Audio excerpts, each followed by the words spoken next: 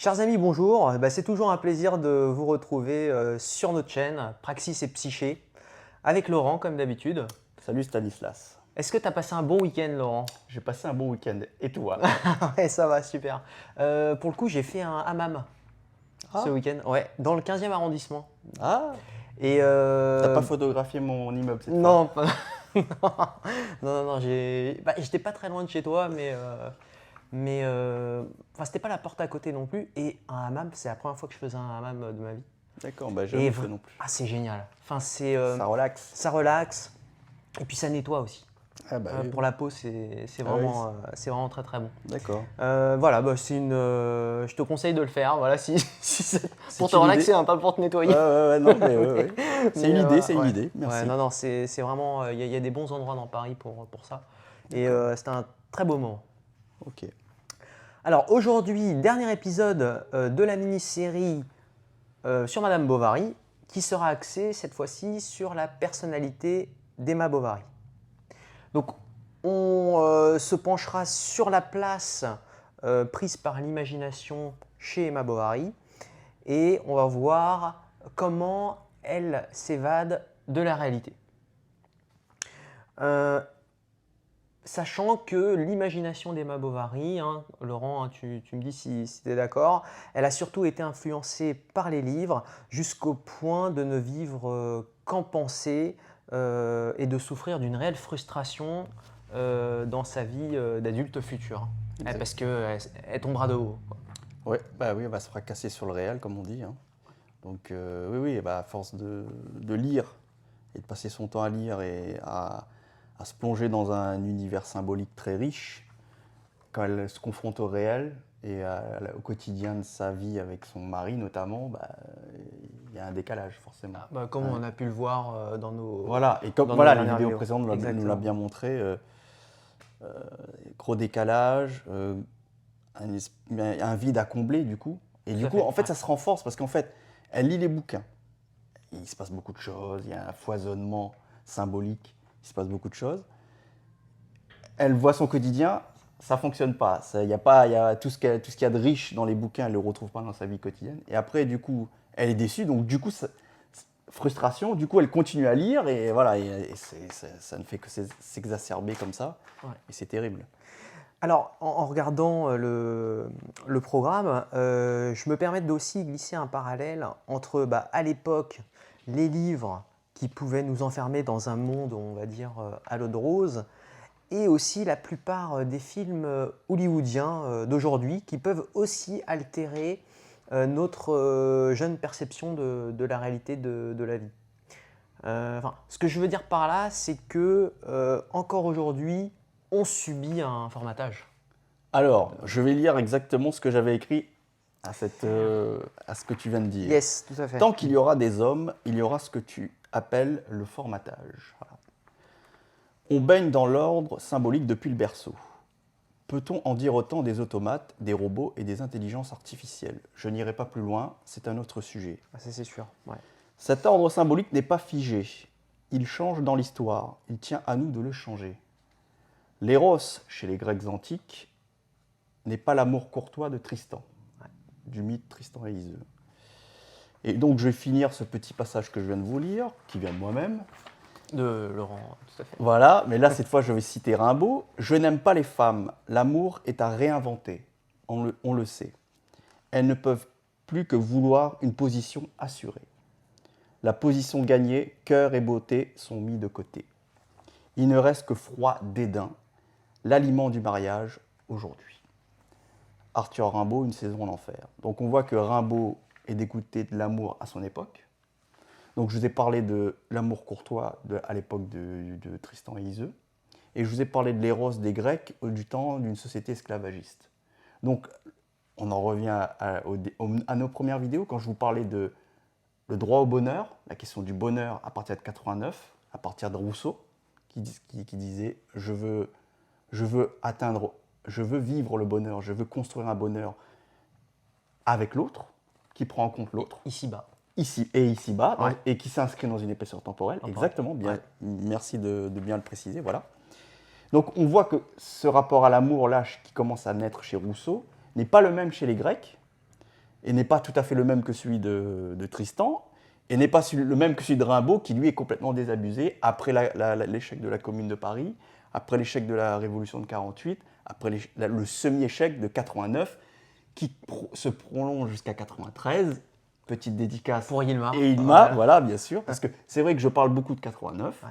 mais quand je dis 89, c'est le début, c'est le déclenchement. Après 89, c'est une décennie derrière, c'est-à-dire qu'il y a 93, bien sûr, la Convention, l'épopée de Saint-Just et de Robespierre. Après, ils se font couper la tête. Après, il se passe encore des choses. Il y a ce qu'on appelle le Thermidor. Après, il y a Napoléon, le Directoire, l'Empire. Bon, quand je dis le semi-échec de 89, pour moi, c'est 89 plus la décennie qui va derrière. Ouais, tu inclus 93. En comptant Napoléon. Ouais. Voilà. Mais Yilmaz a bien raison de préciser qu'il n'y a pas que 89. Quand je dis 89, c'est la 89 et tout ce qui se passe derrière, bien sûr. Donc voilà, en introduction, voilà, c'était rappeler que tu parlais de formatage, oui, mais on est tous, à toute époque, on est soumis à l'idéologie. On baigne dans un univers symbolique. Et donc, et qui est dynamique. C'est-à-dire qu'il évolue avec le temps, en fait. C'est ce que tu veux dire, je pense. Exactement, aussi, voilà. Et donc, du coup, Rousseau, lui, il demandait à changer justement cet univers symbolique et à essayer de faire en sorte qu'on construise un bonheur, comme tu dis, qui se fait ici-bas, dans une épaisseur temporelle, et non pas au détriment de l'autre, mais avec l'autre. Ouais. Et ben, on se débat, en fait. Depuis cette proposition de Rousseau, on n'y est pas arrivé. Et on se débat et on essaye, voilà, j'ai envie de dire, on est dans une situation un peu précaire par rapport à cette proposition de Rousseau, parce qu'on se maintient dans une société qui est toujours profondément inégalitaire, société de classe et tout ce qui va avec. Voilà. Donc, Rimbaud, il dit « Je n'aime pas les femmes ». Mais après, il explique pourquoi. Parce que les femmes, on en arrive à utiliser le mariage pour s'assurer une position. Ouais. Donc on revient toujours à ce qu'on avait déjà évoqué avant. Au rang social. Voilà, et donc le mariage, c'est quoi? C'est le cadre pour construire un bonheur, pour que le bonheur puisse s'épanouir, ou c'est un cadre qui prolonge la lutte des classes, qui prolonge la question des inégalités et tout ça. Voilà. Donc on peut enchaîner du coup. Emma Bovary, tout à fait. L'imagination, les problèmes que ça engendre chez elle. On est parti. Je pense que l'introduction était parfaite. Voilà. Pour commencer, le premier passage sur l'imagination d'Emma Bovary. Alors, dans ce premier passage, Emma expérimente amèrement, je dirais, le décalage entre son existence et ce qu'elle avait appris dans les bouquins. Avant qu'elle se mariât, elle avait cru avoir de l'amour, mais le bonheur qui aurait dû résulter de cet amour n'étant pas venu, il fallait qu'elle se fût trompée, songeait-elle. Et Emma cherchait à savoir ce que l'on entendait au juste dans la vie par les mots de félicité, de passion et d'ivresse, qui lui avaient paru si beaux dans les livres. Gustave Flaubert, Madame Bovary. Donc voilà, là on voit bien, comme tu disais, le décalage. Là, entre les livres, ce qu'elle vivait dans les livres et elle ne le retrouve pas. Elle le retrouve pas avec Charles. Dans la réalité. Voilà. Tout à fait. Donc on continue. L'envie d'exotisme est comblée avec le roman Paul et Virginie de Bernardin de Saint-Pierre. Parce qu'en fait, donc, parmi ses lectures, il y a le fameux roman de Bernardin de Saint-Pierre, qui est donc quelqu'un qui a fréquenté Rousseau. Et donc Paul et Virginie, qui est son roman célèbre. Et il s'agit d'un roman qui a marqué les esprits, car Balzac aussi insiste aussi sur l'importance de ce livre, puisque pour un personnage qu'on va évoquer plus tard, Balzac aussi exprime l'importance de ce roman-là. Et donc, voilà, pas négliger l'importance de ce roman qui a marqué plusieurs générations de jeunes femmes. Paul et Virginie, alors. Paul et Virginie, voilà. Donc, mais là, c'est un passage de Gustave Flaubert. Voilà, donc Gustave Flaubert qui évoque ce livre de Paul et Virginie.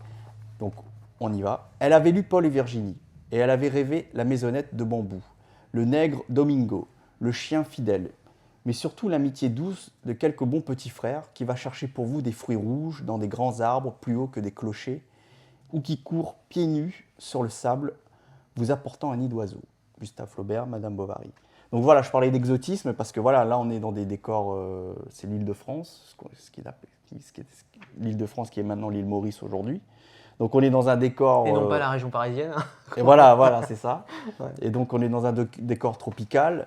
Et donc, bien sûr, pour quelqu'un qui vit dans son petit village normand, lire des choses, lire un livre comme ça qui a lieu dans un cadre tropical comme ça, c'est forcément très dépaysant. Et là, tout de suite, son imagination gambade. C'est clair. Laurent, on enchaîne. Troisième passage. On y va là on déroule, Voilà, on déroule le tranquillement. livre. Parce qu'il y a beaucoup de choses Ouais. à dire, à énumérer hein, Exactement. sur l'imagination d'Emma. On y va. Donc on va voir dans ce troisième passage que la monotonie et le calme de la campagne enterrent clairement hein, le moral d'Emma jusqu'à la plonger dans l'ennui. Et on va voir qu'elle recherche dans ses lectures l'originalité et l'émotion, toujours en quête, je dirais, de la sensation d'être en vie. Oui, c'est ça. On y va. Le passage en question. Habituée aux aspects calmes, elle se tournait au contraire vers les accidentés. Elle n'aimait la mer qu'à cause de ses tempêtes, et la verdure seulement lorsqu'elle était clairsemée parmi les ruines. Il fallait qu'elle pût retirer des choses une sorte de profit personnel. Elle rejetait comme inutile tout ce qui ne contribuait pas à la consommation immédiate de son cœur. Étant de tempérament plus sentimental qu'artiste, cherchant des émotions et non des paysages. Clairement, là, ce qu'elle recherche, c'est l'affect, en fait. C'est de vibrer, en fait. C'est de se sentir vivre, tout simplement. Chose qu'elle ne retrouve pas, encore une fois, dans la réalité. Donc on voit quand même qu'elle fait une différence entre l'artiste qui quand même intellectualise un peu plus, Ouais. que elle veut vraiment, comme tu dis, l'affect. Elle cherche vraiment l'affect direct. Voilà. Alors que là, on fait bien, enfin Flaubert en tout cas fait bien la différence entre l'artiste qui lui prend du recul sur les affects C'est vrai. et un peu plus cérébral que ce qu'est Emma à ce moment-là. Tu vois. Exactement. C'est intéressant de voir ça. Emma, elle cherche, elle n'aimait la mer qu'à cause de ses tempêtes. Voilà. Elle cherche vraiment à vibrer, en fait. Mais il dit bien de tempérament plus sentimental qu'artiste. Oui. L'artiste a quand même un peu plus de recul sur ses sentiments. Et, enfin, en tout cas pour Flaubert. Et de lucidité. Voilà. Ouais, c'est vrai. Il y a un Ouais, mouvement je suis de d'accord. il intellectualise quand Ouais. même. Il comprend ce qui lui arrive, il est ému, mais du coup, quand il le transmet dans un poème ou dans une peinture, il intellectualise un peu plus. Là où Emma, elle veut vraiment être au premier degré, collée à une espèce de quelque chose qui l'a fait vivre. Elle veut réagir. Voilà. Elle veut pas agir, elle veut réagir. C'est ça. Elle veut être... Mais elle veut être Ouais. prise comme ça sans prise de recul en fait. C'est ça. C'est intéressant Exactement. ça. Hein. Tout à fait. Donc voilà. Alors maintenant, on va glisser des décors. Donc là, on glisse des décors, des décors mauriciens vers les paysages à la Walter Scott. Parce que pareil, et on a parlé de Bernardin de Saint-Pierre, mais Walter Scott aussi est un auteur aussi qui a beaucoup influencé aussi les lectrices. Et donc là, on est. D'ailleurs, je me demande pas si Oui. Walter Scott, excuse-moi de te... Oui, bien sûr. Walter Scott, je me demande s'il n'est pas mentionné aussi dans la littérature russe. Ah, ça m'étonnerait pas. En tout cas, dans les romans de Dostoïevski ou de Tolstoï, je sais plus, peut-être. Mais il me semble que je ferai une recherche, je En regarderai par En rapport tout à cas, Walter. sur Flaubert cite Walter Scott, Balzac cite Walter Scott. Donc clairement, Walter Scott a influencé une génération de romanciers et beaucoup de lectrices. Et on va le voir là. Très bien. Donc voilà. Et donc du coup, on glisse des décors mauriciens avec Bernardin de Saint-Pierre à un paysage féodal avec Walter Scott. Donc maintenant, Emma s'imagine en châtelaine. Et c'est parti. Pendant 6 mois, à 15 ans, Emma se graissa donc les mains à cette poussière des vieux cabinets de lecture. Avec Walter Scott, plus tard, elle s'y prit de choses historiques. Rêva bahut, salle des gardes et ménestrel.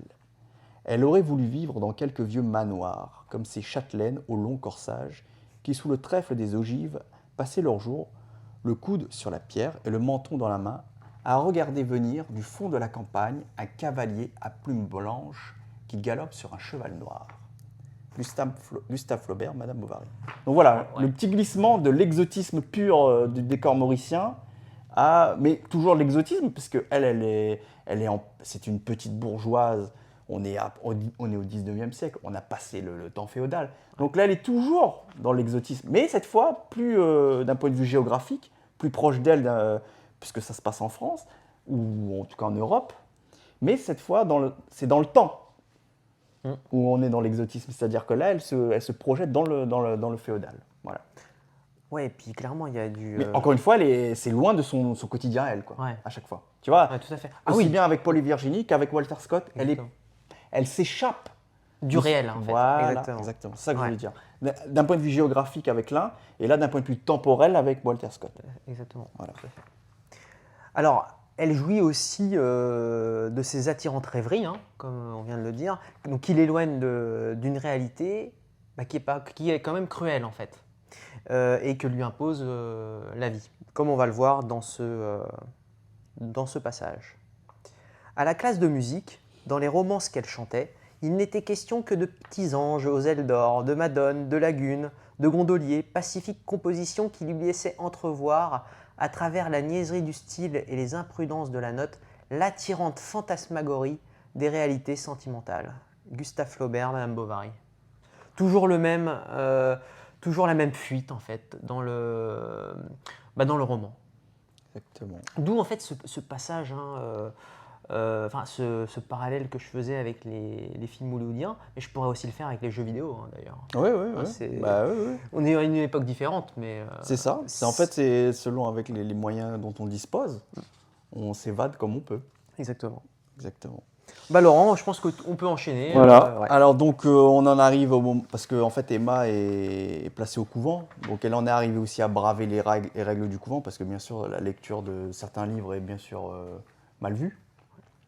Et donc et on va voir aussi dans ce passage que je vais vous lire que l'objet livre, parce qu'on revient à ça, c'est que il y a l'imagination, mais il y a l'objet livre en lui-même qui fascine Emma aussi.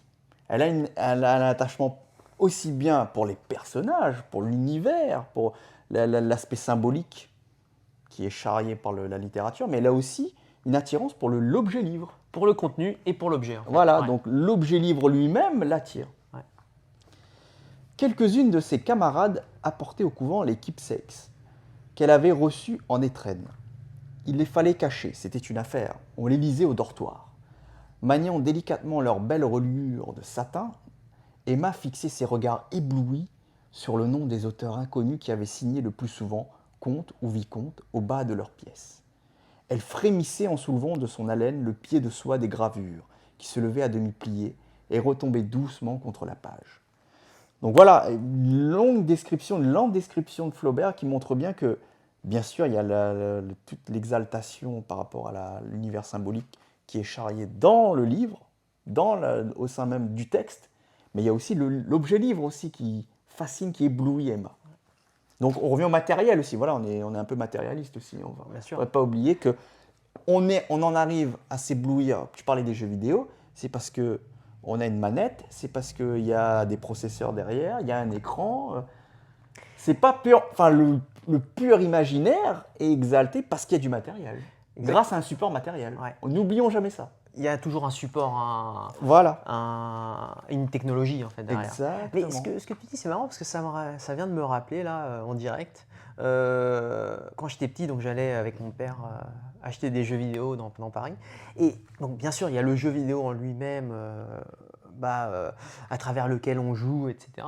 Mais c'est vrai que j'aimais aussi le packaging, voilà. Ça sentait le neuf. Voilà. La notice, elle sentait une certaine odeur, comme quoi elle n'avait jamais été ouverte. Et ça aussi, c'est un plaisir en fait. Enfin, ça me rappelle, c'est une association de tous ces souvenirs. Je l'associe aussi à ce genre d'objet. Exactement, physique. L'objet physique, au-delà du contenu en fait. Moi, c'est pareil. Moi, ça me rappelle quand au début, quand j'écoutais, je commençais à m'intéresser à la musique. Et mon père, notamment mon père, m'orientait vers certains groupes, des vieux groupes que lui, il écoutait. Ouais. Et pareil, après j'allais marchand de disques, tu prends le CD, mais il est sous son emballage plastique. Exactement. Et pareil, tu ouvres, tu regardes les paroles. Et avant, tu es dans la voiture. Tu vois, on est dans la voiture. Je ne l'ai pas encore écouté. Et parfois, c'était des CD. Alors, ça dépendait. Mais des fois, c'est des CD. Je n'avais jamais entendu une seule note. Et j'étais déjà en train de me projeter par rapport au livret, par rapport à la pochette, par rapport au CD. Et j'étais déjà en train de vivre quelque chose. L'expérience, elle était déjà là, avant même d'avoir écouté une seule note de musique. Ouais. Donc, et là, c'est pareil. Emma anticipe déjà avec l'objet livre, avant même de commencer à le feuilleter. elle est déjà partie, elle est déjà ailleurs, mais grâce au matériel. Voilà.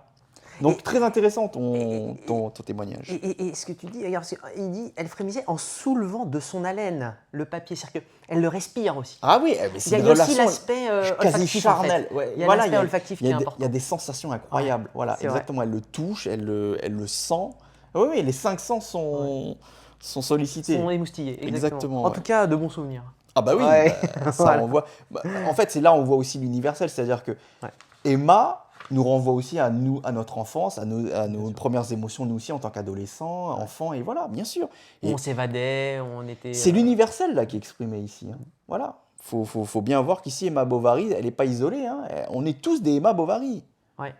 Alors, en parlant de sensations, donc le romanesque donc, a éprouvé les sensations d'Emma, mais aussi à un point de ne plus rien sentir dans la vie réelle aussi. Et ça, c'est le danger. Oui, oui, bah oui.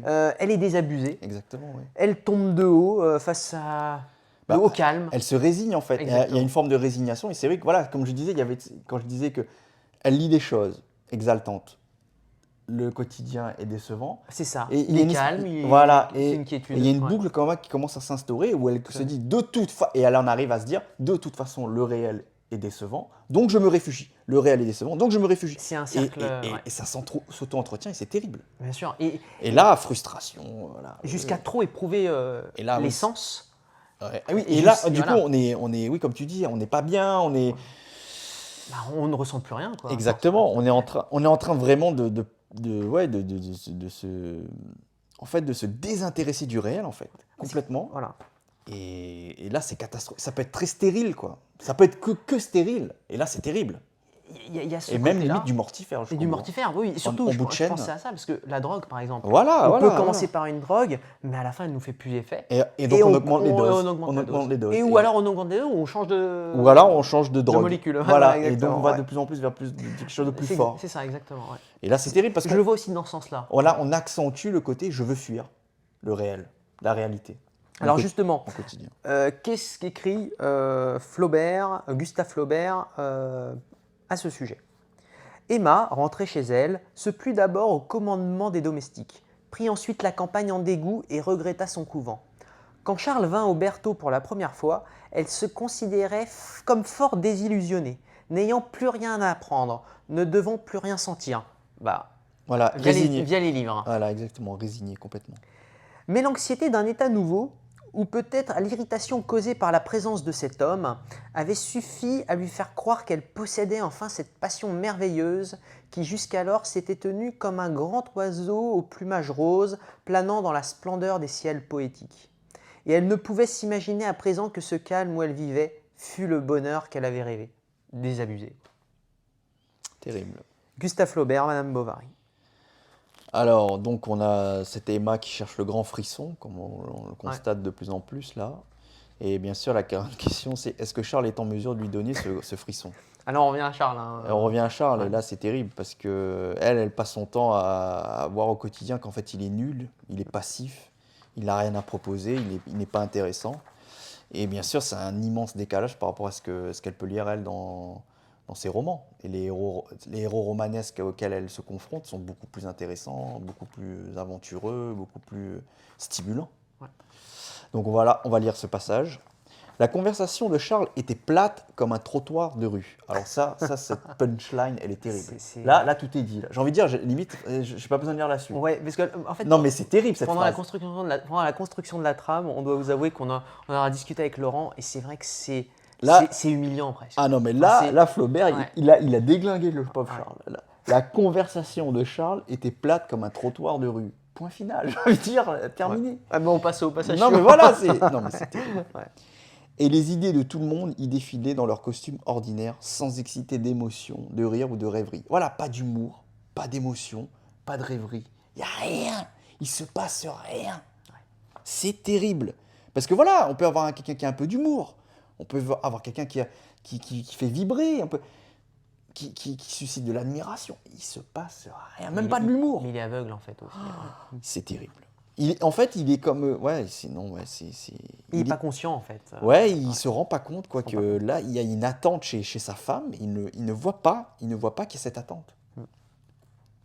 Il n'avait jamais été curieux, disait-il. Et même, tu vois, même il le dit naïvement. Il ne se rend pas compte qu'en disant qu'il n'est pas curieux, il est en train de montrer qu'il n'a rien à proposer, qu'il est profondément ennuyeux.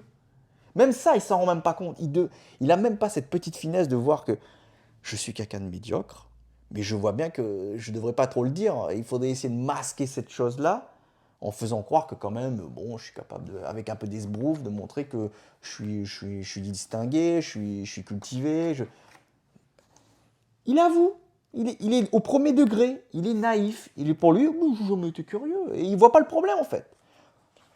Il n'avait jamais été curieux, disait-il, pendant qu'il habitait à Rouen, d'aller voir au théâtre les acteurs de Paris. Il ne savait ni nager, ni faire des armes, ni tirer le pistolet, et il ne put un jour lui expliquer un terme d'équitation qu'elle avait rencontré dans un roman. Ah ben là, voilà, il n'y a rien. Elle ne put rien en tirer de cet homme. Un homme, au contraire, ne devait-il pas tout connaître, exceller en des activités multiples, vous initier aux énergies de la passion, au raffinement de la vie, à tous les mystères? Mais il n'enseignait rien. Celui-là ne savait rien, ne souhaitait rien. Il la croyait heureuse. Ah, ça, c'est terrible. Il la croyait heureuse. Non, mais d'où tu sors, Charles? Charles, d'où tu sors comment tu peux dire que tu peux croire qu'elle était heureuse? Non, mais c'est. Lui, alors d'accord, toi, tu ne souhaites rien. Mais à un moment donné, comment tu. Parce que ça, je veux bien. Hein. Il n'enseignait rien, il ne savait rien, il ne souhaitait rien. Admettons. Mais comment tu peux dire il la croyait heureuse? C'est terrible. Et on croit souvent ce qui nous arrange. Hein. Ben voilà. Donc on revient à le côté aussi, je ne veux pas voir certaines choses. Exactement. Ou je ne veux pas croire à d'autres choses. Ouais. Et alors, il la croyait heureuse et elle lui en voulait de ce calme si bien assis, de cette pesanteur sereine, du bonheur même qu'elle lui donnait. Gustave Flaubert, Madame Bovary. Alors là, ce passage est accablant pour le pauvre Charles. Gros passage. Hein, Gros passage qui illustre la situation d'Emma. Qui montre bien l'impasse qu'est ce couple formé par Charles et Emma. Ça ne peut pas aller là. On est foutu là. Alors par contre, Laurent, elle rencontre un vicomte. Oui, et avant son premier amant, effectivement. Avant son premier amant, elle rencontre un vicomte. Exact. Et cette rencontre, clairement, elle l'émoustille, quoi. Et voilà. Et en fait, là, on remet bien aussi le compte, et on remet un peu de lui des classes. Parce que justement, ce vicomte-là, pourquoi il suscite quand même quelque chose aussi? C'est parce que justement, lui, il vient d'un rang social plus élevé. Et là, ça la change un peu de son quotidien où il rencontre le pharmacien, les petits bourgeois de son petit village. Exactement. Là, il y a un vicomte avec son château. Là, c'est excitant et je dirais aussi qu'elle sort de sa, comme tu dis, elle sort de sa monotonie quotidienne. Voilà, c'est ça. Et tellement ça la fait vibrer qu'elle s'imagine vivre comme une Parisienne dans la capitale. Exactement. Jusqu'à dévorer le journal des femmes pour être au courant des dernières représentations qui s'y jouent. C'est fou, hein. Jusqu'à s'imaginer la calèche, jusqu'à associer même réalité et fantasme. Comme on va le voir hein, dans le passage qu'on va vous lire. Et Laurent, hein, là j'appuie sur ce que tu dis. Le Charles, il n'y voit que du feu. Mais c'est ça qui est terrible, c'est que là, il se passe quelque chose chez Emma. Là. Ah oui, là et là, il comprend. Elle est excitée là, mais il ne voit même pas. Bah voilà. Donc en fait, elle peut être complètement amorphe, il ne voit rien. Elle est en train de s'exciter, il y a quelque chose qui la stimule, il ne voit rien. D'ailleurs, on parle d'excitation, on ne sait même pas comment ça se passe au lit, quoi. Aussi, ça, alors, tu veux que je te Non, alors on va censurer, mais la scène qui a amené la fécondation, qui fait que derrière il y a eu la petite fille, ils ont eu une petite fille. Ouais. J'imagine pas la scène de sexe. Voilà, mais bon. À mon avis, j'imagine pas. Mais j'ai envie de dire, il nous fait une ellipse, le père Flaubert. Ça devait être une catastrophe. En fait, c'est ça, le sujet est absent, mais il est présent par son absence, quoi. Exactement. En fait, le fait qu'il n'en parle pas, il va réfléchir. Voilà, justement, tu dis, voilà, une absence peut parfois être beaucoup plus parlante, beaucoup plus éloquente que le fait d'en parler. Voilà. Et ben, je pense qu'on a répondu à la question. Voilà. Génial. Alors, le passage en question. Donc, elle s'acheta un plan de Paris. Et, du bout de son doigt, sur la carte, elle faisait des courses dans la capitale. Incroyable. Elle remontait les boulevards, s'arrêtant à chaque angle, entre les lignes des rues, devant les carrés blancs qui figurent les maisons. Les yeux fatigués à la fin, elle fermait ses paupières et elle voyait dans les ténèbres se tordre au vent des becs de gaz, avec des marchepieds de calèches qui se déployait à grand fracas devant le péristyle des théâtres. Bon, là, elle est clairement dans Paris, quoi. Voilà, et là, on revient aussi à province-Paris, hein. Oui, Donc, la exact. stimulation de Paris. Tout à fait, ouais. Bien vu, ouais. On aurait pu mettre ce passage-là dans Dans notre dernière vidéo. Eh oui, Ouais. parce que là, on voit bien qu'elle est complètement inspirée. Elle en est juste à partir d'une carte de Paris. Elle est en train de, par l'imagination, en train de s'imaginer des calèches, des marchepieds, c'est incroyable. C'est vrai, C'est fou, ouais. hein. Elle est en train de vivre. Elle se sent à Paris, alors qu'elle est purement dans l'imagination. Ouais. Incroyable. Le retour de la réalité Terrible. va être terrible. Mais là, on vient, voilà. Quand tu es enfermé dans ta monotonie provinciale de ton petit village, à Paris, c'est tout de suite, waouh, Voilà. un vent de Ça liberté. décuple l'imaginaire. Un vent de l'imagination. liberté, ouais, exactement. Emma s'adonna à la corbeille, journal des femmes, et au cif des salons. Elle dévorait, sans en rien passer, tous les comptes rendus de première représentation, de courses et de soirées, s'intéressait au début d'une chanteuse, à l'ouverture d'un magasin. Elle voulait être vraiment au courant de tout, ou du moins elle voulait s'imaginer être au courant Des dernières nouvelles, des dernières voilà. nouvelles de la capitale, comme une C'est ça, Parisienne en fait. exactement. Mais de haut rang, quoi. Exactement. Parce que l'ouvrier, il pense pas à tout ça, quoi. Merci Stan, Voilà. tu vois, voilà, exactement. Lui, là, il a la tête dans le guidon, il arrive chez lui, il est esquinté, il a 3 mômes qui À nourrir. piaillent et qui ont peut-être même qui ont faim et qui n'arrivent pas à être, qui sont pas rassasiés du coup. Voilà, la situation de quelqu'un qui est d'un rang social très bas n'est pas du tout, il peut pas se permettre de se poser ce genre de questions-là. Il n'en est même pas à ce stade-là. Donc, merci de souligner ça. C'est que là, voilà, il y a Paris et Paris, il y a Parisien et Parisien, et il y a provincial et provincial, exactement. Comme de la nuance, quoi. Oui. Ouais. Donc là, Emma peut se permettre d'être dans toutes ces exaltations-là, c'est parce qu'elle a le ventre rempli. Ouais. Elle a une cheminée. Elle est dans un cadre Elle a quand même. son fauteuil. Et là, on peut quand même tirer son chapeau à Charles. Charles amène une sécurité financière. C'est vrai. Donc, Il amène le matériel. bien sûr, il lui amène quand même un certain confort matériel qui lui permet, elle, d'avoir des livres, d'avoir une belle toilette et tout ça. Et du coup, après, de s'exalter pour quelque chose d'encore de mieux. Il fait son devoir. Mais elle en est là parce que justement, il y a déjà quand même, on est largement au-delà de la simple nécessité. Ouais. Là où d'autres se débattent et eux, ils ont ils ont à peine la tête au-dessus de l'eau. Tout à fait, ouais. À peine. Alors qu'elle, elle est à un moment où elle peut se permettre de se foutre de la gueule de son propre mari, de s'exalter et de rêver à des vicomtes et des choses comme ça. Donc, merci, tu as bien raison de réinjecter quand même qu'on en arrive là parce que elle a les moyens de le faire. Il y a un fondement, il y a un support matériel. Voilà, qui lui permet. Un minimum de confort, voilà, exactement. Qui lui permet de rêvasser. Exactement. Parce que sinon, elle n'aura pas le temps de rêvasser. Ah ben non. Emma savait les modes nouvelles, l'adresse des bons tailleurs, les jours de bois ou d'opéra. Elle étudia dans Eugène Sue. Eugène Sue, grand romancier, un peu de la même époque que Balzac. D'accord, ouais. Donc très important, un romancier qui avait un grand succès populaire aussi, donc à l'époque de Balzac. Elle étudia dans Eugène Sue des descriptions d'ameublement. Elle lut Balzac et George Sand. Voilà. Y cherchant des assouvissements imaginaires pour ses convoitises personnelles. À table même, elle apportait son livre et elle tournait des feuillets pendant que Charles mangeait en lui parlant. Le souvenir du vicomte revenait toujours dans ses lectures. Entre lui et les personnages inventés, elle établissait des rapprochements. Donc là, on voit bien association entre réalité et fantasme, en fait. Mais le cercle dont il était le centre peu à peu s'élargit autour de lui.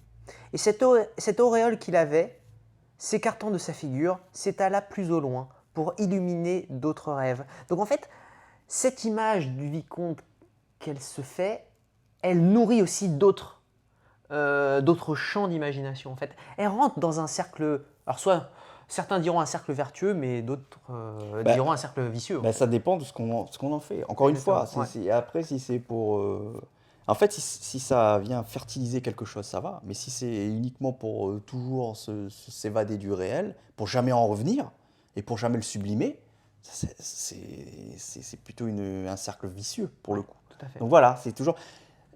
Voilà, je reviens à ce que tu dis, parler de formatage et faut pas non l'univers symbolique, l'imagination, c'est important. Le rêve, c'est important. Il faut, bien sûr. Voilà. Mais après, c'est qu'est-ce qu'on en fait? C'est la base de toute action. Enfin, ça peut être la base. Voilà, de c'est toute- se projeter. Tout à fait. On passe notre temps à sortir de nous-mêmes. C'est ça l'homme. Ouais. L'activité humaine, c'est ça. Hein. On parlait de praxis et de psyché. C'est ça. Hein. C'est je transforme le milieu qui me transforme et je le retransforme. Et c'est ce va-et-vient permanent. Et on se satisfait jamais de l'ordre social existant, de l'ordre existant. On veut toujours se surpasser. Ouais. Donc, se projeter, tout ça. Bien sûr, c'est pas ça qu'on condamne. Après, c'est cette volonté de s'évader. C'est pour faire quoi derrière? Si c'est vraiment pour changer les choses et pour les revenir au réel, pour le changer, pour le mettre, pour le faire, pour l'améliorer et pour le sublimer, d'accord. Mais si c'est faire un divorce terrible entre le réel et l'imaginaire et se réfugier uniquement dans l'imaginaire pour faire comme si le réel n'existait plus, c'est ça le terrible. Stérile. C'est stérile. Voilà, Ouais. et stérile qui vire vers le mortifère, carrément. C'est vrai. Et juste, je reviens aussi quand même sur cette scène terrible. À table même, elle apportait son livre et elle tournait les feuillets pendant que Charles mangeait en lui parlant. Ça, c'est aujourd'hui, ça se transforme. C'est quoi? C'est des couples qui se parlent, qui ne se parlent plus même, qui mangent, et chacun avec sa tablette, en train de regarder. L'un regarde Netflix, l'autre regarde son match de foot. Avec des écouteurs. Donc, tu vois, une phrase comme ça, on se dit ouais, C'est un peu exagéré, on pourrait dire. Exagéré, mais c'est aussi, ça me rappelle une conversation que j'avais eue avec un collègue, un ex-collègue, qui me disait les romans du 19e siècle ne me parlent pas parce qu'il n'y a pas de téléphone portable, il n'y a pas d'avion. Mais en fait, là, cette scène-là où elle est avec un livre, tu peux l'actualiser aujourd'hui avec une tablette. Avec un autre objet, ouais. Voilà. Ouais. Donc, je trouvais ça un petit peu fallacieux. Alors, je suis d'accord. Il n'y a pas de texto avec Flaubert. Il n'y a pas de billet d'avion, il ne prend pas l'avion, il n'y a pas d'aéroport. Il n'y a pas de tablette, ouais. Il n'y a pas de tablette, il n'y a pas de mail. Ok. Mais cette phrase-là, à table même, elle apportait son livre et elle tournait les feuillets pendant que Charles mangeait en lui parlant. Moi, je vois le couple où tu en as une qui regarde sa tablette pour regarder Netflix et l'autre qui regarde sa tablette pour regarder le foot. Ouais. Donc, excusez-moi, mais Flaubert continue à nous parler. Hein. Ah, bien sûr, ouais, Voilà. il est toujours d'actualité. Ouais. Voilà. Il le sera encore, je pense. Donc, chers téléspectateurs, cher public, réfléchissez bien à votre relation, à ce qui se passe dans votre couple et ce qui se passe même par rapport aux gens, comment vous interagissez avec les gens, où est-ce que vous en êtes. Un peu de recul, voilà. Voilà, et je pense que Flaubert, là, il a tout dit et il nous parle encore aujourd'hui. Donc voilà, alors maintenant, on a bien insisté sur le côté, sur l'importance des livres, sur l'imaginaire, la capacité de s'évader d'Emma. Il y a aussi, donc on parlait du vicomte, là, le fait de rencontrer un vicomte, et là tout de suite elle commence à se transformer, à s'imaginer des choses. Et il y a aussi ses anciennes amies. D'accord. Ouais. Là aussi, avec ses anciennes amies, elle peut arriver aussi très vite à nourrir des scénarios. Et où elle, bien sûr, elle imagine que ses anciennes amies ont rencontré des hommes incroyables, et puis se passer des choses. Elles ont sans doute vécu, elles, des choses bien plus satisfaisantes, bien plus gratifiantes que ce qu'elle a vécu. Donc c'est ce qu'on va voir dans ce passage-là. Emma se répétait. Pourquoi, mon Dieu, me suis-je mariée? Elle se demandait s'il n'y aurait pas eu moyen, par d'autres combinaisons du hasard, de rencontrer un autre homme. Et elle cherchait à imaginer, toujours l'imagination, quels eussent été ces événements non survenus, cette vie différente, ce mari qu'elle ne connaissait pas. Donc tout de suite, c'est le réel, et puis tout de suite, elle évacue. Il faut vite un autre homme, une autre trame temporelle, où elle aurait rencontré un autre homme, où il se serait passé autre chose. C'est terrible. Tous, en effet, ne ressemblaient pas à celui-là, bien sûr, voilà. Et forcément, quel que soit l'homme, à partir du moment où il est différent de Charles, il sera forcément mieux. C'est terrible. Il aurait pu être beau, spirituel, distingué, attirant, tels qu'ils étaient sans doute ceux qu'avaient épousé ses anciennes camarades du couvent. Et là, c'est terrible. On voit toujours l'herbe plus verte ailleurs. Ça, c'est terrible. Et là, du coup, mais on se trompe aussi. Hein. Bien sûr, bien sûr qu'on se trompe. Mais c'est terrible. Donc, non seulement les livres sont source de frustration et de souffrance, hein, maintenant. Après. Ouais. Là, ça devient une souffrance maintenant de voir que dans les livres, les personnages sont plus heureux, plus exaltés, plus... il vibre. Ça me fait penser aux réseaux sociaux, ce que tu dis Ben, bien sûr. aujourd'hui. Ouais. Et là, de la même manière, maintenant, ses anciennes camarades sont, pour elle aussi, une source c'est un supplice de repenser à ses anciennes camarades. Parce que pour elle, forcément, ses anciennes camarades ont rencontré des hommes extraordinaires. Que faisait-elle maintenant? À la ville, avec le bruit des rues, le bourdonnement des théâtres et les clartés du bal, elles avaient des existences où le cœur se dilate, où les sens s'épanouissent. On revient aux sens, les sensations. Ouais. Mais elle, sa vie était froide, comme un grenier dont la lucarne est au nord.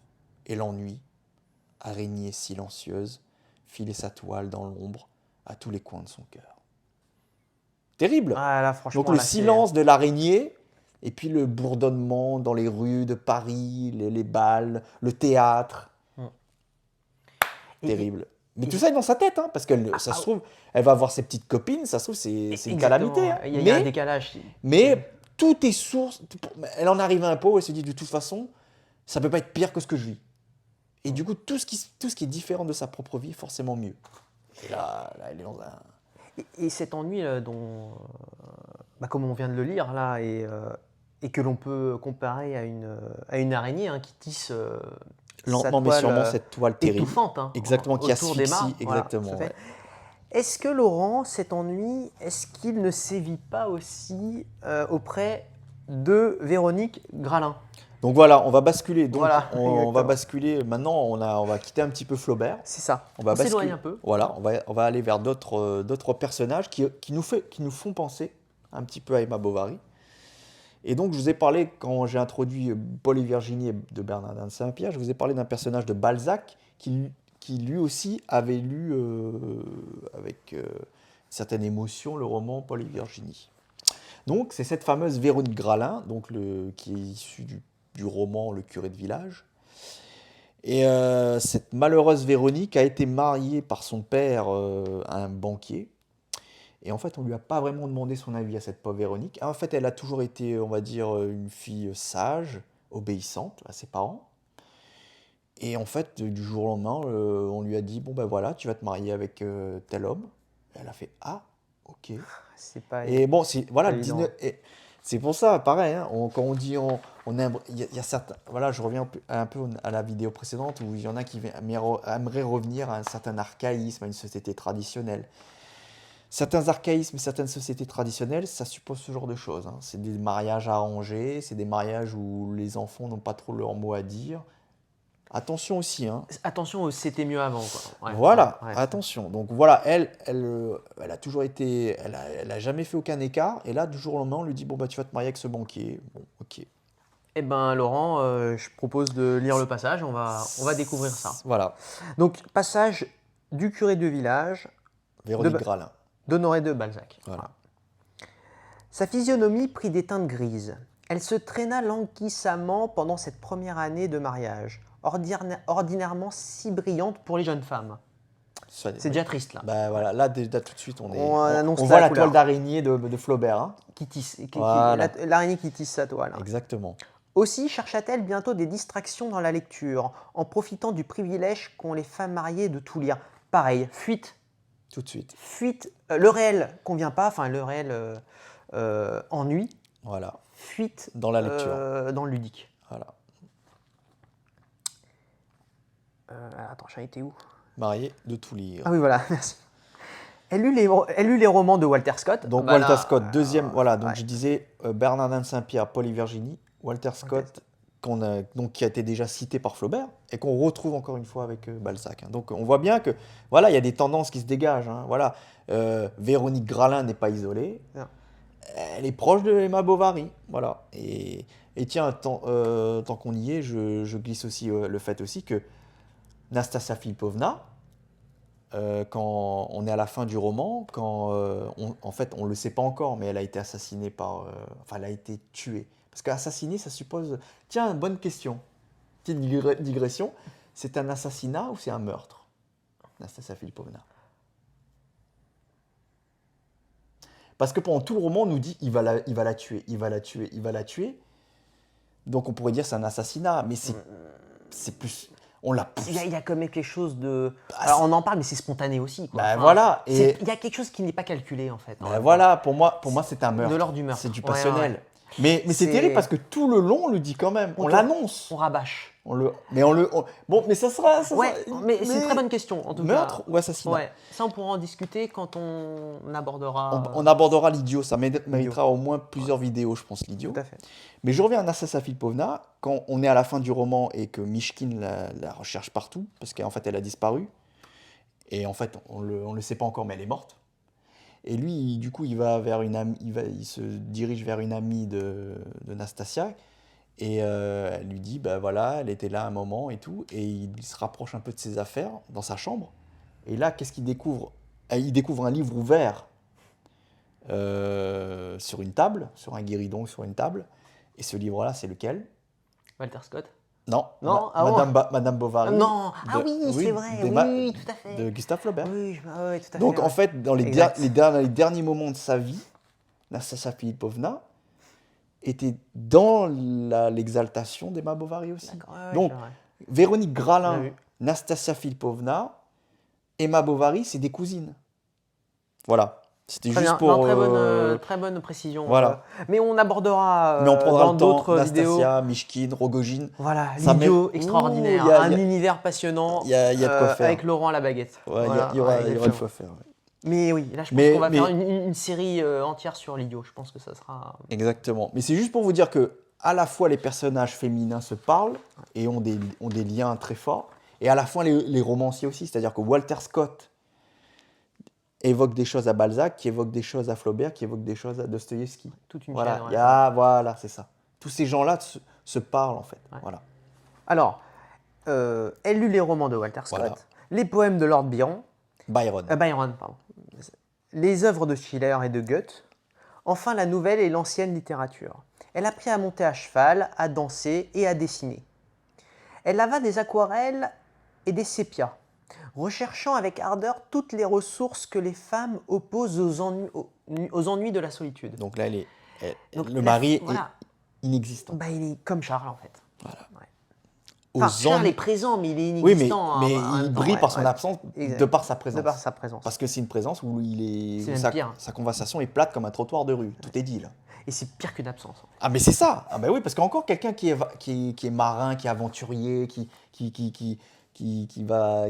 brave du danger, à qui il arrive des péripéties. Là encore au moins elle pourrait s'exalter, mais là c'est un mec qui est là Ouais. tous les jours et qui boit sa petite soupe là, qui fait.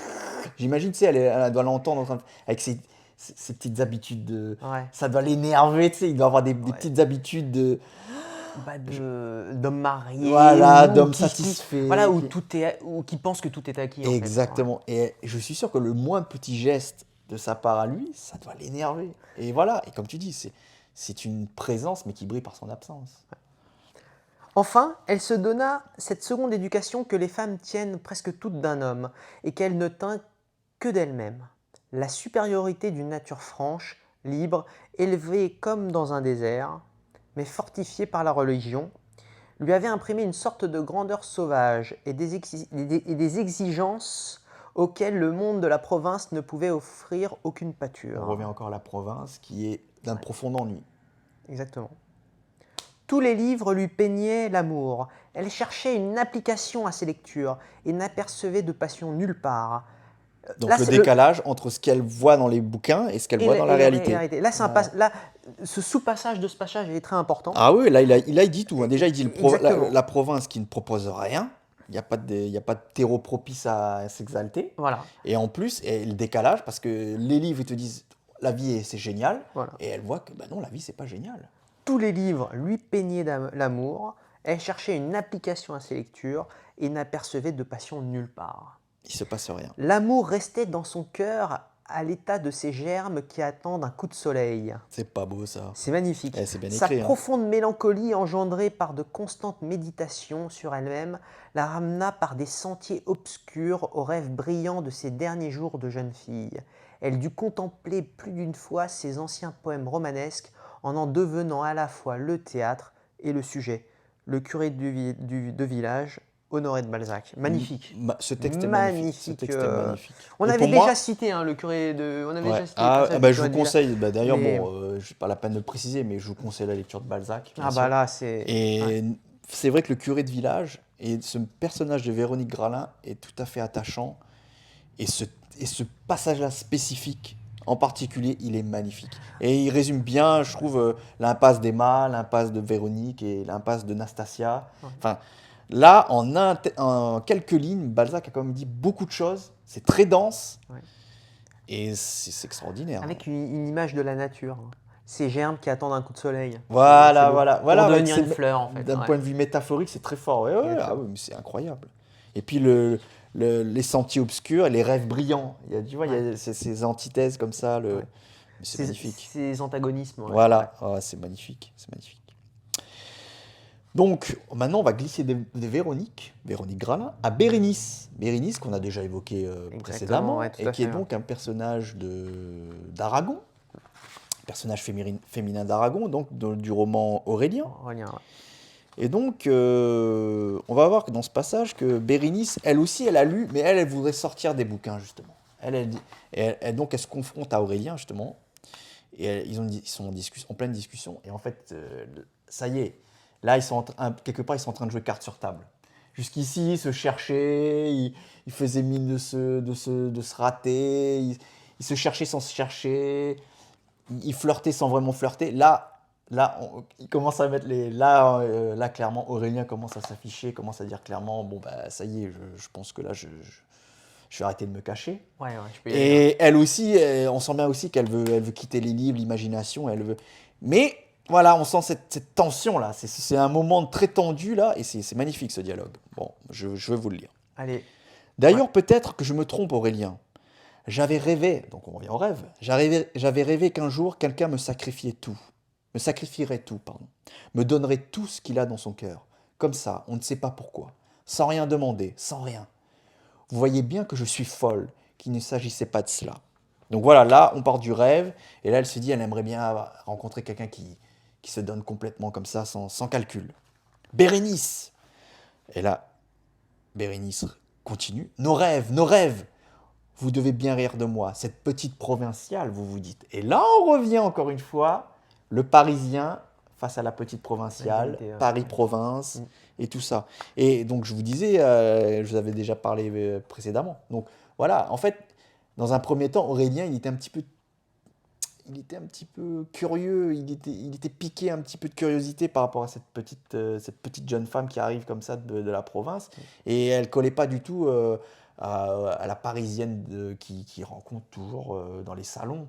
Et voilà, il y avait ce petit contraste qui faisait qu'il était, au début, qu'il la trouvait laide, hein, mais c'est ce petit point ce contraste qu'il avait constaté, qui était en train de jouer chez lui, était en train de tourner à un point où il se disait, mais en fait, elle est peut-être pas si laide que ça, et il était pris au jeu, en fait. Et donc, elle revient là-dessus, elle sait bien que c'est son côté provincial qui fait que peut-être qu'il la dénigre, ou peut-être même qu'il la met en valeur. Il y a un double jeu, en fait, il y a une espèce d'ambivalence comme ça. Et là, il redit, Bérénice, comme dans les livres, n'est-ce pas? Voilà, et là, on arrive au livre maintenant. Exactement, ouais, tout à fait. Voilà, parce que il a lu, elle a lu. Ils savent très bien toutes ces histoires-là. Il y a eu les grands romans, il y a eu George Sand, il y a eu Eugène Sue, il y a eu Victor Hugo, il y a eu Balzac, il y a eu Flaubert. Comme dans les livres, n'est-ce pas? Eh bien non. Voilà, là on voit la Bérénice qui veut sortir des livres, qui dit non, à un moment donné, on va casser le mortifère et la stérilité de l'imagination. Revenons au réel. Eh bien non, c'est précisément ce qu'il n'y a jamais dans les livres. J'avais rêvé, je vous ai vu. Là, on revient au réel. Et vous avez dit vous avez dit les mots que je n'attendais pas, les mots terribles. Bérénice, je t'aime. Bon, là, c'est terrible. Là, c'est 3 points de suspension. C'est le moment où un ange passe. Elle reçoit ah oui, parce qu'en plus, on est à une époque où on se vous voyait. Elle reçoit le tutoiement en plein cœur. Non seulement il dit qu'il l'aime, mais il dit je t'aime, il dit pas je vous aime. Parce que là, on est quand même au début du 20e. Hein. C'est un peu prout-prout quand même. Normalement, on est censé dire je vous aime. Tu vois. Là, il dit carrément Bérénice, je t'aime. Là, tu vois, lui aussi, il joue carte sur. Là, elle dit c'est pas. On arrête les rêves, on arrête les bouquins. c'est le réel maintenant. Et lui, il dit, ok, Bérénice, je t'aime. Le tutoiement, en plein cœur. Bon. Sa main levée maintint le long silence. Au bar, alors, et donc, c'est ça que j'aime bien avec Aragon, c'est qu'il te décrit la scène entre ces deux personnes-là qui... Là, on est à un moment de tension terrible, et il te met l'arrière-plan où tu as un mec au bar qui, lui, attend une nana, et lui, il s'est pris un lapin, en fait. Ah merde. Ouais. Et là, regarde. Au bar, l'aviateur à qui on avait posé un lapin payait son verre avec devant lui l'ennui d'une soirée vide. Lui, il va, comme on dit, il va dormir sur la béquille, si je puis me permettre. Ouais. Mais tu vois, j'aime bien le côté, tu sais, il est comme un On cinéaste. change de point de vue en fait. Ouais, c'est ça, il est là, on est avec la caméra, on est là, on a un plan, et on voit bien, on voit les deux là qui sont en train de, ça y est, ils enlèvent le masque, bas les masques. Ils jouent carte sur table, et puis en arrière-plan, t'as le mec qui attend, il attendait quelqu'un, et la meuf, elle lui a posé un lapin, quoi. Donc il est en train de traîner sa tristesse. Ramenez-moi rue Renoir. Donc ça c'est Bérénice qui dit, bon ben maintenant, elle commence à flipper quand même. Là, je t'aime Bérénice. Tu vois, elle disait, il y en a marre des livres, il y en a marre des rêves. Ramenez-moi rue Renoir. Il lui fait, c'est impossible. Bon, et maintenant je vous laisse lire, j'arrête là l'extrait. Ouais, mais c'est déjà... Je vous invite à lire la suite. Ouais, tout à fait. Mais c'est, voilà.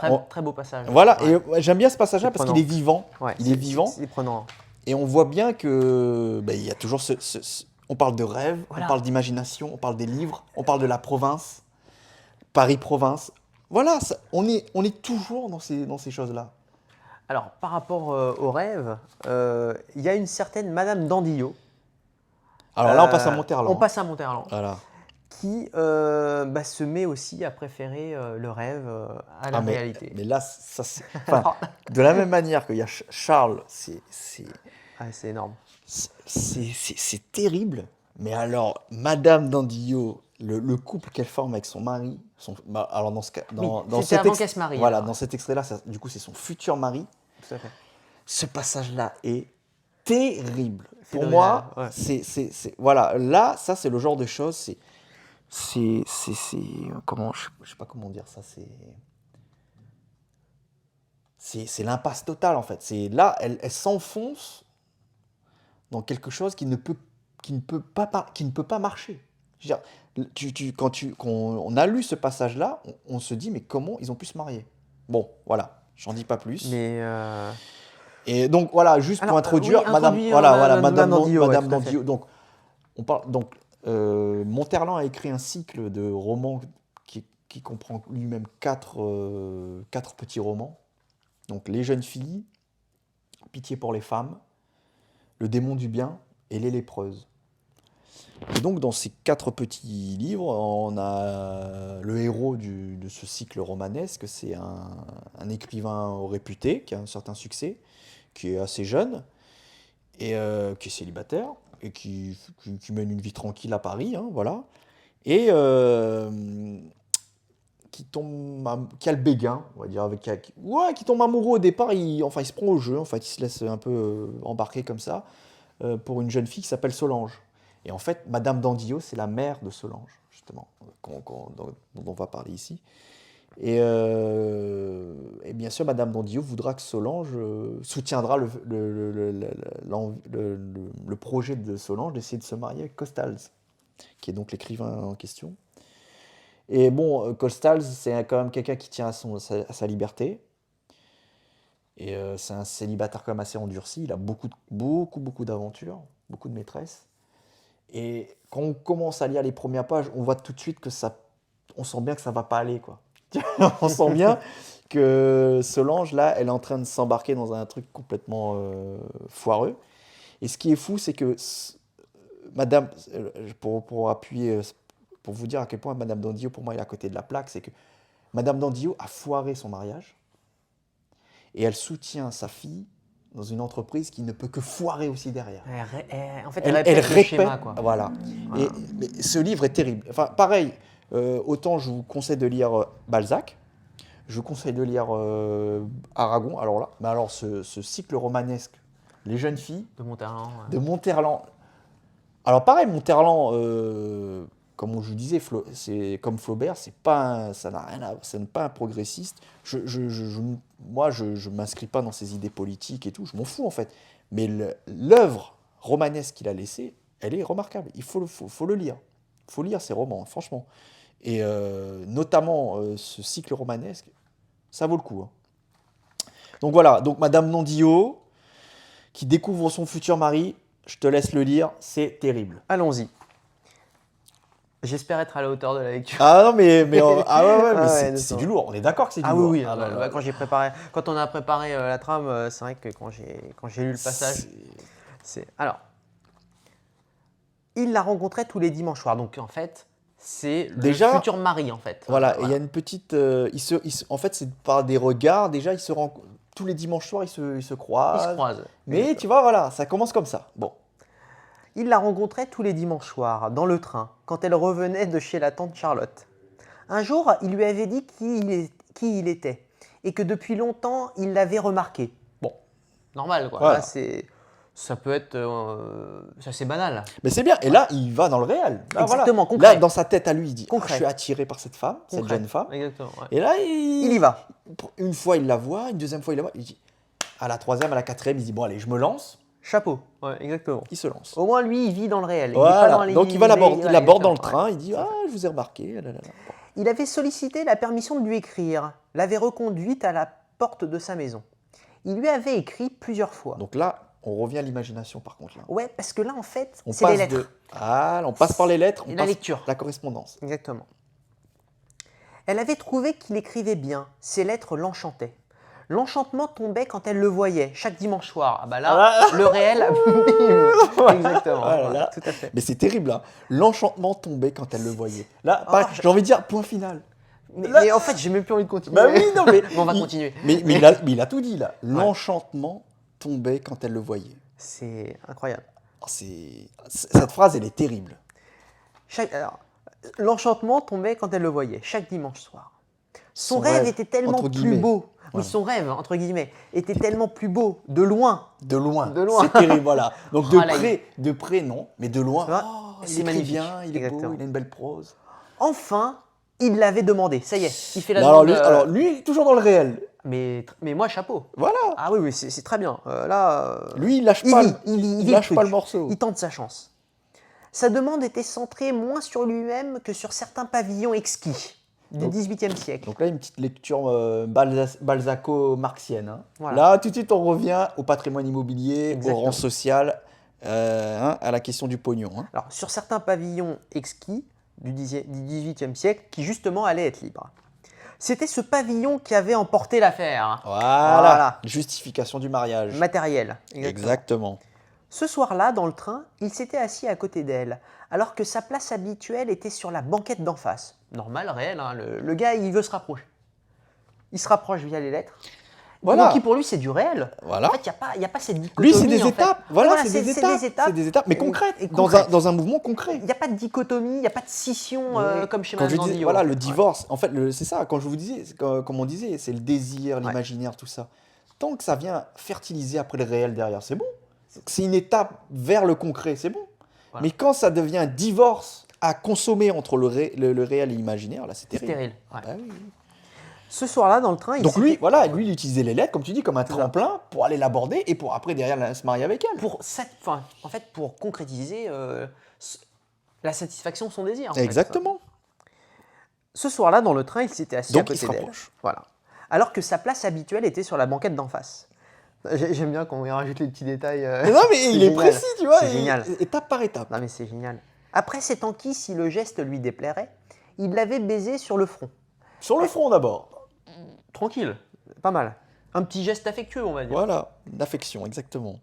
Elle n'avait rien ressenti. Donc voilà, attends. Mais ce on qui passe. s'appelle rien, elle n'avait pas bronché. Voilà, attends. On passe de l'enchantement tombé quand elle le voyait, et là maintenant, un baiser sur le front, elle n'avait rien ressenti. Ah non, mais là, Non, mais là, c'est- là, on bah, là, s'enfonce. c'est- Là, on s'enfonce. Hein. Bah là, en fait, c'est complètement à mort, quoi. Elle n'avait rien ressenti, mais ce qui s'appelle rien, et n'avait pas bronché. Ne Et là, m'embrasserez-vous pas avait-il demandé, les traits un peu contraints. là, c'est terrible. Elle avait tourné son visage, l'avait rapproché. Et puis, quand il avait fallu sauter le pas, elle n'avait pas pu. Son visage s'était détourné. Bon, bah alors. Ses mains étaient inertes sur ses genoux, comme des bêtes sous-marines, et elle s'était mise à pleurer. Elle Oh n'avait là pas là. le pleur difficile. Mais ça, ils n'étaient pas censés le savoir qu'elle avait Oui, le pleur facile. mais j'ai envie de te dire, à Mais partir ça, du moment où c'est elle a terrible. détourné la tête, Ah, mais c'est quand en lui-même fait, il en est à lui poser la question, ben, on s'embrasse pas? il y a un côté humiliant, Ah, mais mais là, il y a c'est. aussi un côté, en fait, une désillusion, en fait. Si tu veux. Ah, C'est mais c'est. Ben oui. Au-delà de l'humiliation, il y a la désillusion qui est peut-être même plus terrible, en fait, tu vois. Eh oui. Quand Madame Dandillot se souvenait de cette scène, elle pensait toujours qu'à ce moment, Monsieur Dandillot était devenu très pâle. Tu m'étonnes. N'exagérons rien, pardon. Monsieur Dandillot avait seulement eu l'air qu'ont les messieurs dans une telle circonstance. Il avait repris brusquement sa place d'autrefois, sur la banquette d'en Ah, face. bah oui. Il avait dit quelques paroles banales. Ouais. Ils s'étaient séparés. Ouais, c'est. Bah lui, il, ça y voulait, est. il voulait bien Lui, se tenir, quoi. voilà, il a dit bon, bah ça marche pas, bah, ok, bah, Ouais. je reprends ma place en retrait, quoi. Le lendemain, il lui écrivait « J'ai compris, Voilà. vous ne m'aimez pas ». Et il retirait sa demande. Mais chapeau, hein, Monsieur Dandillot. Ah ouais, bah lui, il a fait les choses. Ah, franchement, moi, ah. j'aime les gens qui agissent dans le réel, quoi. Voilà, Voilà. qui concrétisent leur. Il a tenté sa chance, Enfin, bon bah. qui concrétisent pas, mais du moins, il a Bah, rien il a à se tenté. reprocher. Lui, voilà, il a rien à se lui, reprocher. de son côté, il a tout tenté. Aucun regret. Ouais. Voilà. Et comme tu dis, il a respecté des étapes en plus. Il n'a pas, il a oui. pas été le mec C'était lourd. pas un bourrin, oui, voilà, oui, il bien l'a sûr. pas violé. Oui. Il a respecté les, Tout à fait. les étapes. Alors, je recommence. Alors, attends. Ah oui, voilà. Et il retirait sa demande. Là-dessus, elle pleura de plus belle. Elle s'imaginait qu'elle avait été heureuse. Les lettres. Eh oui. Ce n'était pas cet homme qui lui manquait, c'était ses lettres. Voilà, Ça, c'est exactement. terrible. Mais Encore ça, une phrase terrible. je crois que c'est la phrase Tu te rends la compte? plus violente Ah ouais. du passage. Donc, elle préfère des mots Ouais. à la personne physique qui est en face d'elle, en fait. Lettre si caressante et si respectueuse. Mais lui, j'ai envie de te dire, il est aussi caressant et respectueux, en fait. Pourquoi, Mais pourquoi dans ce sa rejet tête, du corps? dans sa tête, enfin dans la tête de cette Madame Dandillot, il y a clairement une scission, en fait, comme. Voilà, comme elle a je fait disais un tout à l'heure. divorce entre C'est ça. dans l'imagination et le réel. Et le corps aussi, elle refuse le corps Elle de refuse l'autre. le corps, ouais. Et là, ça me fait penser au sous-sol. Et puis ça me fait L'homme du penser sous-sol. à Ganche. Bah tu vois, voilà. Mais moi, ça me fait penser Aux à substances. à l'homme À la substance. l'homme du sous-sol qui dit qu'à un moment donné, on aura honte de son propre corps. Ouais. On vivra que d'idées. Putain, On c'est- sera dans l'exaltation. Oui, bien Tu vu. vois, Ouais. à la fin, quand il finit le sous-sol, là, il dit on a honte du corps, on a honte de transpirer, d'avoir de la sueur. Les morts Le- vivants et pas Voilà, morts et il dit vivants. on est des Ouais. morts vivants. Ouais. Et c'est une mort vivante, Madame Landillot. Ouais. Elle vit dans un monde divorcé du réel. Ouais. Elle est dans son imagination pure, sans corps. C'est terrible. Non, mais c'est- Donc elle ouais. préfère les lettres que le gars qui est en face de lui. Putain, c'est- En face d'elle, pardon. Ouais. C'est incroyable. Bah, elle n'avait pas besoin de lui. Voilà. Elle avait besoin d'attendre les courriers. La déception avait passé par deux phases, aussi classiques l'une que l'autre. Une première phase pendant laquelle Madame Dandillot avait fait des vers, et une seconde phase pendant laquelle elle avait fait du christianisme. Le jour qu'elle parla d'entrer au couvent, son père courut chez les Dandillot. D'abord, Charles Dandillot se guinda. Il n'aimait pas les pains bêches, et sa velléité était tombée.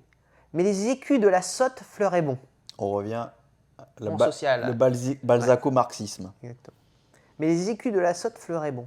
Et quelques semaines plus tard, il y avait un couple éternel de plus. Donc ils s'étaient mariés, quoi. Exactement. Nénette et Rintintin Forever. Henri de Monterland et les lépreuses. Ça donne vraiment envie de le lire. Ah mais ce passage. franchement, Vraiment, mais même moi là, en relisant ce passage, C'est- et de temps en temps je vous en parle, C'est violent. Monterland, il faut Ouais. le lire. Ah, Franchement, c'est génial. la relation homme-femme, et pareil, pour un peu se remettre un peu en question, il faut le lire. Et encore une fois, voilà, peu importe ses convictions politiques, ou voilà, c'est... Et juste, tu remarqueras quand même qu'on fait le lien toujours avec le religieux. Hein. Là, on parle quand même de l'éros, la question de l'éros et de l'exaltation par des... Madame Dandillot avait fait des vers, et tout de suite, on passe à christianisme. Ouais. Et on Ouais. parle d'entrer au couvent. Hein. Mm. Tu vois, c'est pour ça que... Il y a quand même quelque Il y chose a à... des passerelles. Il y a un truc à creuser sur la relation verticale à Dieu et la relation de l'éros avec des corps. Ouais. Je pense. Ouais. Mais ça sera traité Plus tard, on Plus pourra tard, rassembler prochainement. de la matière. Plus de matériaux. Ouais. Mais je pense Mais- qu'on en a. Mais on il y va en a avoir. moyen de trouver un truc entre le mystique et l'érotique. Ouais. Comment on glisse de l'un à l'autre. À mon avis, il y a moyen. Mais ça sera une prochaine fois. Laurent, voilà, c'est la fin de la vidéo. Voilà, clairement. très bien. Je pense que. Du coup, on a fini la mini-série sur Emma Bovary. Tout à donc, fait. bon, voilà, globalement, donc on avait dit lutte des classes, C'est ça. Paris-Province, l'imaginaire, l'imagination chez Emma Bovary. Donc voilà, je pense qu'on a quand même pas mal traité le sujet. Hein. On a été quand même, vous a apporté des matériaux quand même. Ah, bah, je pense que la matière est là. Voilà. Il faut la travailler, bien sûr. Voilà. Je pense que pour une première mini-série, c'est assez complet. On peut toujours en dire plus. Je pense qu'on reviendra Ouais. forcément Et- sur Gustave Flaubert et Madame Bovary et aussi l'éducation sentimentale. ouais, exactement. Parce que là, il y a aussi des parallèles hein, qu'on ouais. peut faire. Et n'hésitez pas hein, en commentaire Oui, ou voilà, hein, si vous voyez d'autres choses ou si vous avez même des questions sur ce qu'on a pu traiter jusqu'ici. Hein. tout à fait. Des remarques, des questions, des critiques, Voilà, des même observations. vous n'êtes pas d'accord, Lâchez-vous, allez-y, exactement. parce Et, que on s'enrichit à travers l'autre aussi. Hein, à travers l'échange, bien voilà, sûr. c'est ça, à travers ce que pense l'autre aussi. Donc voilà. Bon, en tout cas, je pense qu'on a quand même pas mal traité ces 3 axes en tout cas. Et moi personnellement, j'ai beaucoup appris. Donc je voulais te remercier pour tes apports et tes partages. Et aussi Bon, au-delà du roman Madame Bovary, hein, tous les passages annexes en fait, oui, voilà. Bah, après, d'autres romans, d'autres auteurs, je pense qu'on a su quand même faire des liens intéressants. Voilà. bah, j'espère. On a sans doute pas fait tous les liens, Ah non, mais non, ça, en c'est tout cas, sûr, ouais. on a, je pense, apporté des éléments de réponse à nos questions. Mais voilà, moi je retiens. Alors après, il y avait, tu sais, il y avait ce passage où, juste pour expliquer que la correspondance Bien sûr, de ouais. la place des lettres chez Madame Dandillot, qui prend une importance telle où elle préfère limite les lettres que le futur Monsieur Dandillot, donc son futur époux plutôt, pardon. On voit que, pour faire le lien avec Emma, parce qu'on va me dire, mais pourquoi vous parlez de Madame Dandillot? Emma aussi accorde une certaine importance aux lettres qu'elle a écrites et aux lettres qu'elle a reçues et qu'elle a écrites à ses amants. Et c'est le moment où on est à la fin, là, où il y a les huissiers qui viennent lui rendre visite pour commencer à repérer un peu les objets de valeur pour payer les dettes. Et le monsieur commence à mettre un peu ses sales pattes un peu à tous les endroits. Vous permettez, madame? Vous permettez? Souvent, il faisait des exclamations. Charmant, fort joli. Donc là, il est en train de regarder un petit peu tout ce qui est un peu luxueux. Puis il se remettait à écrire, en trempant sa plume dans l'encrier de corne qu'il tenait de la main gauche. Quand ils en eurent fini avec les appartements, ils montèrent au grenier. Elle y gardait un pupitre où étaient enfermées les lettres de Rodolphe. Il fallut l'ouvrir. « Ah, une correspondance, dit maître Hareng avec un sourire discret. Mais permettez, car je dois m'assurer si la boîte ne contient pas autre chose. » Et il inclina les papiers légèrement, comme pour en faire tomber des Napoléons. Alors l'indignation la prit. À voir cette grosse main aux doigts rouges et mous comme des limaces qui se posait sur ces pages où son cœur avait battu. Voilà, un petit court passage pour montrer que Madame Dandillot, pareil, elle n'est pas complètement folle. Alors, le problème de Madame Dandillot, c'est qu'elle, elle en était arrivée à un point où elle avait divorcé avec les corps. Là où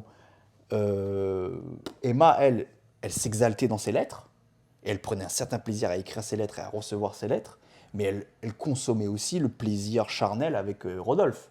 Elle était pas limite, elle était moins dans le délire que Madame Dandillot.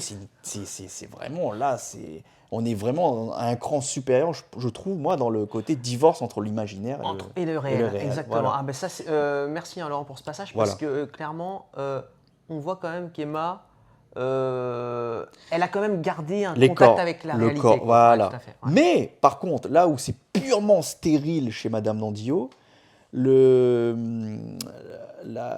course, cette exaltation dans l'imagination chez Emma, même si elle acceptait les corps, même s'il y avait toujours ce lien avec les corps, et aller jusqu'au bout du bout, jusqu'à la mort quand même, jusqu'au mortifère. Elle s'est suicidée quand même, D'accord. à force de souffrir. Là où Madame Dandillot, oui, tu parles d'Emma Bovary. Oui, pardon, je parle d'Emma. Ouais. Pour moi, c'est pas vraiment stérile dans le sens où elle a quand même elle est quand même allée au bout de ses désirs. Elle a quand même, elle a abordé Rodolphe, elle a abordé après ensuite son deuxième amant, et elle a essayé de vivre quelque chose avec ces deux personnes-là, et elle a vécu des émotions fortes, au moins. Tu vois, on peut pas. Elle a essayé quand même, elle a tenté quelque chose, mais au bout du bout, ça a été des désillusions, et elle finit par le suicide.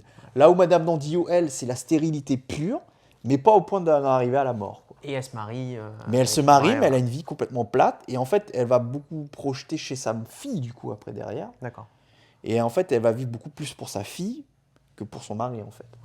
Ce qu'aurait pu faire Emma Bovary, Et qui elle, par c'est pour contre. ça que c'est des variantes. Ouais, Voilà, voilà, on en arrive à ça. C'est que Madame Dodillo et Emma Bovary, c'est des sœurs, c'est des cousines, Ouais. mais ça s'exprime pas tout à fait de la même manière. Voilà. Ouais. Mais juste pour dire, voilà, Madame Dodillo, pour moi, c'est encore plus stérile dans le sens où elle en arrive même à reculer devant les corps, quoi.